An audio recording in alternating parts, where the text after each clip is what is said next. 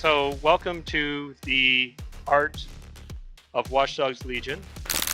As you know, I'm Pat Ingoldsby.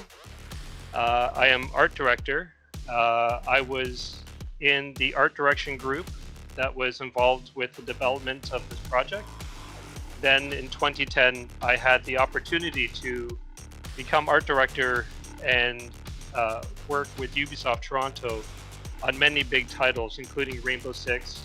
Splinter Cell Blacklist was our studio's first project that we led, and then Assassin's Creed Unity, Watch Dogs 2 was my first involvement with the brand.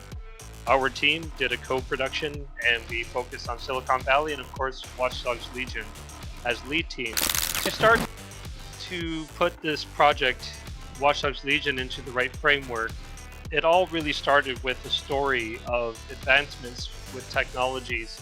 And this expression of technology for us really inspired a lot of creative thinking and ideas around concepts of, say, public surveillance with flying drones, for example, and seeing an ecosystem of new technologies, including autonomous cars.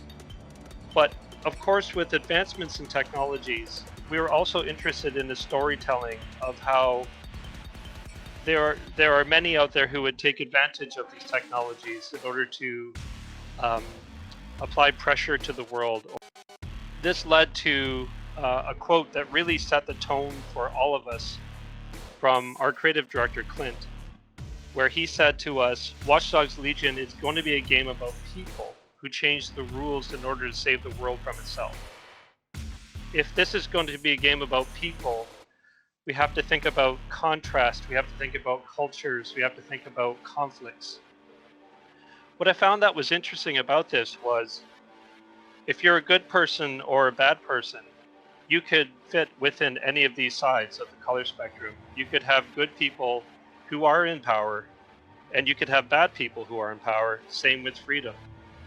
In freedom, you could have criminal types who are coming from these neighborhoods, or you can have really good people who are struggling and trying to make a better life for themselves. And for us as visual artists, that really helped us think about the fact that it's really these two worlds coming together and creating this friction, this friction and clash, which we call defiance. And that really helped us develop even a color keys that we use for a lot of our marketing assets. That culture plays an important role in how it informs the visuals of the world. So really, people in London have an impact on their environment. If you take away these cultures, you just have the same feeling everywhere. But when you have really interesting and diverse cultures throughout the city, as diverse as London itself, you get this amazing exploration of different feelings in different pockets of the world. So this really drove and inspired the world direction as well. Our associate art director, Tim, put together this concept in the early days, and he explored the idea of what if our masks could be as eclectic and diverse as the characters themselves that we're creating. Maybe the mask is the key to really enforce, this operative group who is building together and building a resistance in order to solve the challenges in the world, to make a difference. And this really inspired the teams to go further and creatively come up with ideas that really followed the direction of they need to be found objects in our world, but they could also be modified by the people, so they had personal touches to them. And right away, our concept team started playing with what this would look like and feel like, and we all got very excited, as you can imagine. And we started seeing really iconic looking characters coming through this convention.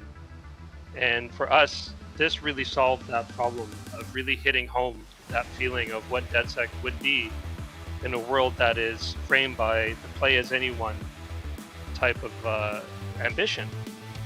So not only now can we have characters who are very diverse in their style and cultures, but we can also provide them with a look, once they subscribe to DedSec, that really unites them together as one team that's pushing together to make change and to make a positive impact on the world.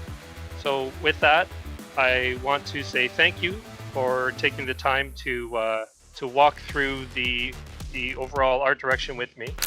First of all, I would like to thank all the team for making this possible. It was a great opportunity. And so I'll ask the question. What was the overall creative process like for the game art? It was a mixture of great challenges and fun. As you can see, for us, really it was coming down to creative ways of utilizing the technologies that we have and the systems that we know we're going to have to interact with making this game in ways that would creatively give flexibility to the art team. So we spent a lot of time doing research in the beginning. So we worked very hard to really understand the diverse cultures that London is known for. It's a very diverse city. It's a melting pot in Europe. And then drawing inspiration from these things and organizing them in ways that, really best reflects the decisions that we make within the fashion, within the characters. So it was a very gestational process. There was a lot of research, conceptual development, and then organizing the direction as you've seen in the deck. Yes. ¿Cómo es posible adentrarse en la industria del videojuego? Essentially, the best way to get into the video game industry is to have a passion for creativity and to direct that passion and focus to learning as much as you can. Many students, they access available packages like Unreal or Unity, for example, or even Amazon Lumberyard, and there's other packages that are available to use and learn from.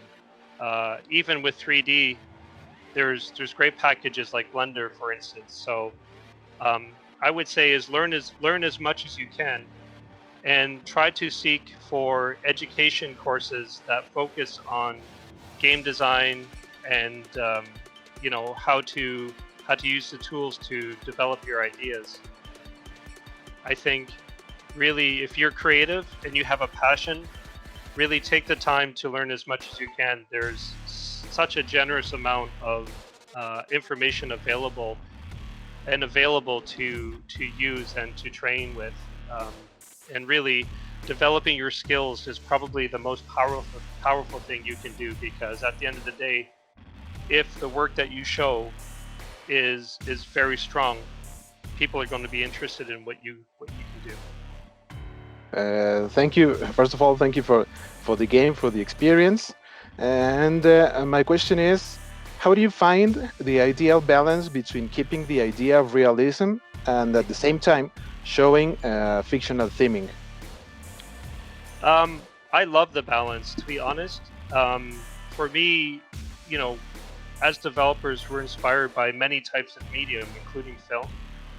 And I see this as really a marriage between the real world that is ideal for technical development, but then the creative world, which is ideal for fans of comic books and films and of course video games. So what ends up happening is you get an artistic representation of photography, if that makes sense, when you take the technical realism of trying to synthesize real life with the graphics that we use and make, but then adding artistic expression so that you get the emotional side perfectly dovetailed together to create something that is hyper-realistic and something that is a pleasure to look at. What is the first step or starting point for the creative process of a video game? That's an excellent question.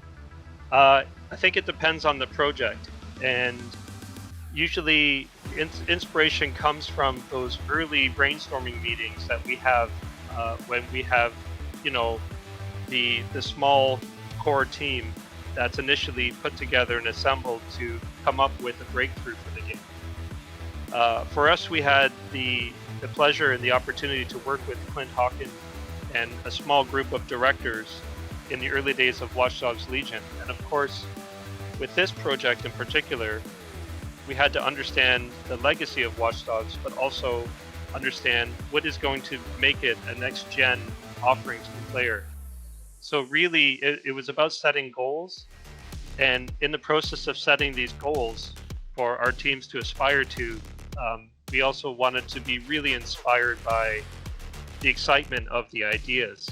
So really, it starts with those early brainstorming sessions, and then as a group, we work out, what is going to be the core to the game, the core vision. Well, my next question is, what are the key characteristics you look for when creating a main character? Oh, that's awesome. Good question. We first, I spend a lot of time talking to the writers on the team to really get into the psychology of the characters. For example, we had a really amazing character we developed named Sabine. And Sabine is a part of DeadSec in the game. And she has a very interesting story. And as you play the game, and no spoilers, I don't want to spoil anything, you learn more about her as a character. So really what I try to do and what our team does in concept is we have discussions about what motivates these characters. What is driving them to be who they are, whether they're good people or bad people. Thank you very much, and please keep the hope alive, keep the passion alive. In this line of work, it's really about blending together talents from many people. That's the best part about making a game that's about people, is that as developers we were able to reflect ourselves in many ways into this, and we really value the ambition of being a part of something like this. So it means a lot to us to hear that this game and the work that we've done has some impression on folks like yourselves. So thank you for the opportunity to allow me to talk to you about it directly, and please keep it up and keep up the good work.